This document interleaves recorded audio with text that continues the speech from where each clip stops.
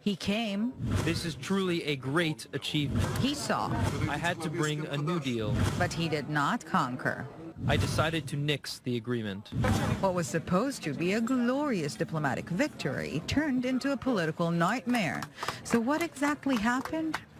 On Monday afternoon, Prime Minister Benjamin Netanyahu convened a celebratory press conference to announce a landmark deal with the United Nations on migrant deportation was achieved. Our achievement negotiating this deal with the UN is a great one. It's a huge success. We should feel blessed. The premier expected standing ovations that indeed came through, but from the opposite camp. A massive uproar made Netanyahu's earth move.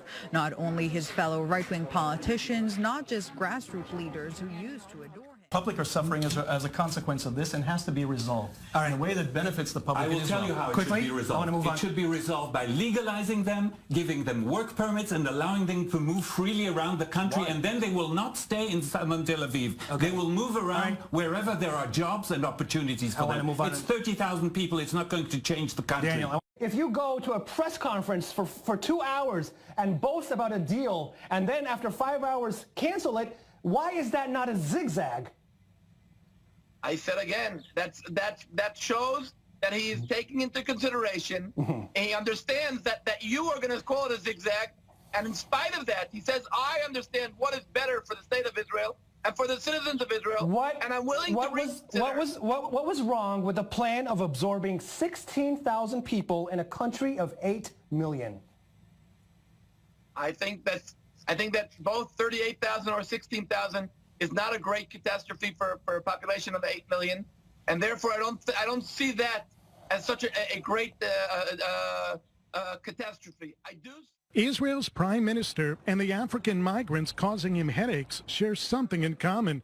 It doesn't look like either has a way out. Netanyahu is spending his Passover holiday dealing with the fallout of a stunning swerve of policies. First announcing on Monday an agreement with the United Nations to resettle around 16,000 illegal migrants into Western countries while granting Israeli residency to around the same number and relocating them away from South Tel Aviv, where many residents have been irate with their presence. But polling showed nearly half of Israelis didn't like the deal, and Netanyahu received immense blowback from his coalition, including supporters within his own party. Hours later, he suspended the deal, then canceled it altogether on Tuesday. The zigzag did not sit well with Israelis, who panned Netanyahu's handling of the long-simmering issue. Still, his ruling Likud party continues to shine in polling, possibly showing the misstep will be forgiven in the long term. But what now?